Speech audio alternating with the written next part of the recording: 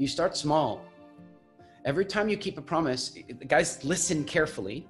Every time you keep a promise to yourself, your self-esteem grows slightly. Like, I don't know if you get the magic of that, but every time you make a promise and keep it, your self-esteem goes up a little bit. And the bigger the promise you make and you keep it, the bigger uplift you get in your sense of self-worth.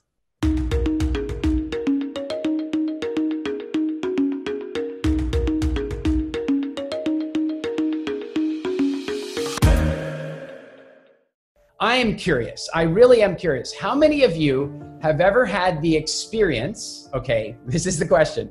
How many of you have ever had the experience where the present you is really sure about what the future you should do, but then the future you didn't agree and didn't do it? And who's had that experience?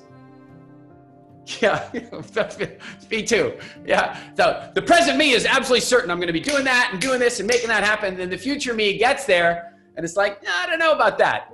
It's funny that the present me can always delegate to the future me beautifully, but the future me doesn't always agree.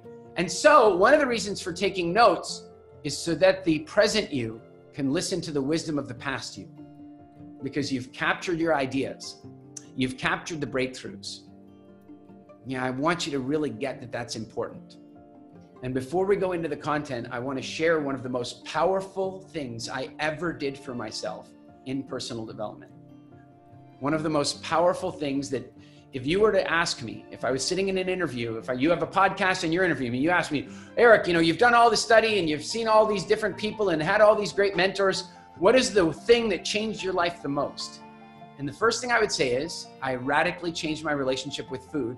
If your relationship with food is off base, it's incredibly difficult to function as a human being. Your thoughts are slower, your memory's not so good, your moods and emotions are messed up. And remember, your emotions, we'll talk more about this soon, are the compass. That's like your GPS. Your emotions reward you and tell you good, bad, good, bad. And if they're off, then you're not getting good feedback.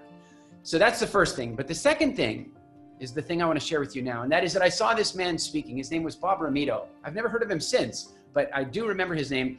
And he gave this fabulous talk. I was 21 years old. And what he said was, your wealth is not the money you have. It's not the cars and the houses and the jewelry and the trips and all that kind of stuff. That's a form of wealth, a financial abundance, if you will. But what also is wealth is your worth as a human being. Your word.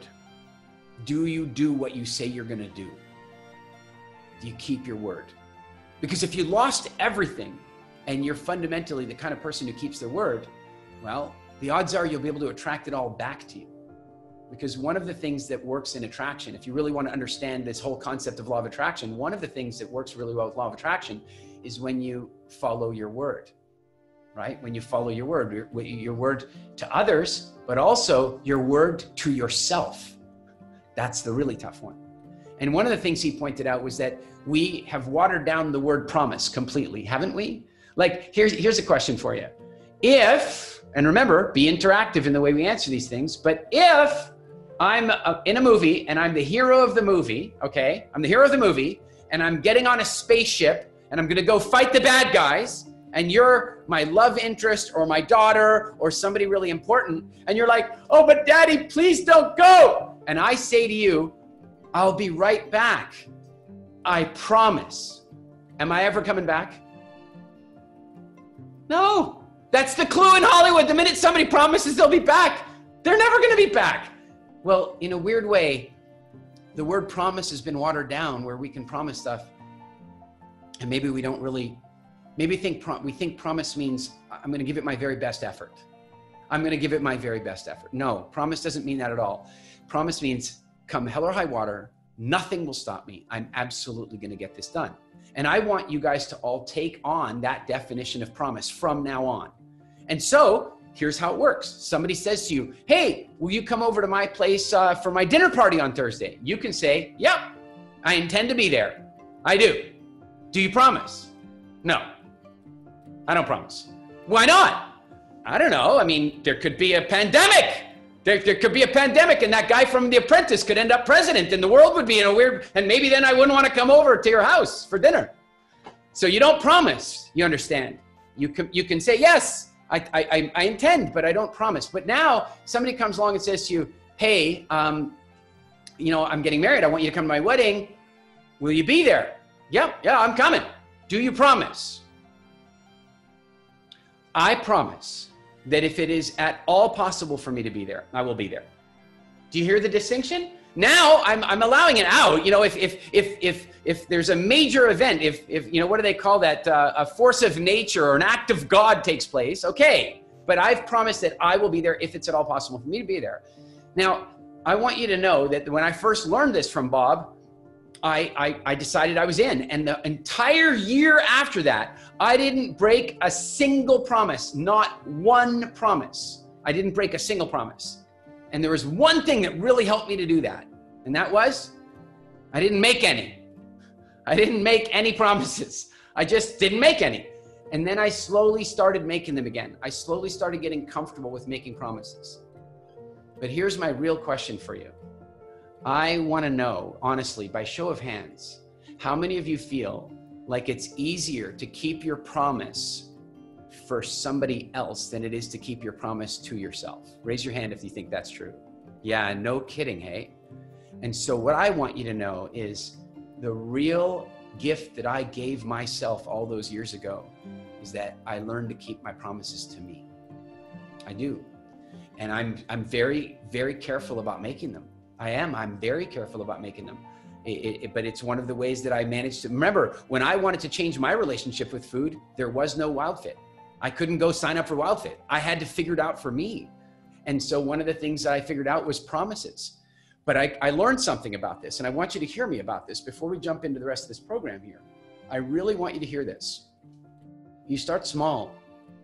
Every time you keep a promise, guys, listen carefully. Every time you keep a promise to yourself, your self-esteem grows slightly. Like, I don't know if you get the magic of that, but every time you make a promise and keep it, your self-esteem goes up a little bit. And the bigger the promise you make and you keep it, the bigger uplift you get in your sense of self-worth. This is one of the greatest self-esteem building things you could ever do, is make a promise to yourself and keep it. But it can be like a drug. It can be like a drug. It can. That's what happened to me. I was making promises. I was keeping them. I was like rocking the world. I was making more money than I ever had before. I mean, it changed. My health had completely transformed. It was absolutely incredible. And then one day, and by the way, this is a quote, not a statement I'm making right now. This is a quote of something I said in the past and that I will never say again. So this is not a promise. This is a quote of a promise. And I said to myself, I went, that's it. I want to totally get fit. I'm going to work out every single day for a year. I promise. Oh my God. It was the worst promise in the history of promises. And I kept it. I kept it. And it was really tough. There were times when I was sick. There was times when I had been on a long flight and I was tired, and I arrived in a city and I was like barely able to get into the hotel room, and I got undressed and I'm sliding into bed and I'm like, oh my God, the promise. And then so angry with myself that I made it. I get up, and I had calibrated what a minimum workout was, and I did that workout, and then I went back to bed, and I did that for a year. And I want you guys to know something. I will never do that again, ever. I will never do that again. I am much smarter now about the promise I keep. But here's my question for you. How many of you think that by keeping that incredible promise, that when I came to the end of that year, how many of you think that my self-esteem had taken a huge climb? Right? If I was able to keep a promise of that magnitude, clearly my self-worth was going to go up. And that's exactly what happened. And so to this day, I continue to do that. Here's why I want you to know this today. One of the shifts that I want you to make, and we're going to talk about these shifts in a minute, but one of the shifts that I want you to make is I want you to make the shift that a promise means absolute. I will do this. I will do this within the construct of my promise. I want you to switch. I want us all to switch. I want us to be the change we want to see in the world. How would it be if people in their campaigns kept the promises they made in their political campaigns? Can you imagine? The world would be a much better place, because they say all the right stuff in campaign. They make campaign promises, but we know that they are not going to keep them. I want you If you're ever running for office and you're ever out there going to be a politician, then somebody asks you, what are you going to do about unemployment? You go, we're going to do this, this, and this. And they go, do you promise? You go, no, I'm going to do the very best I can, but I'm going to have to work with Congress and the Senate or the Parliament, whatever country you're in. I don't promise, but I promise that I will do my absolute best to make it happen. I want us all to think that we can do that we can keep promises. So here's my tough question for you.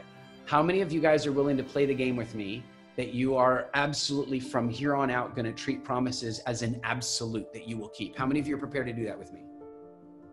Do you promise? Don't. That's a trick question, because I only want you to start promising when you're ready to truly keep them. Truly keep them. I hope that makes sense for you.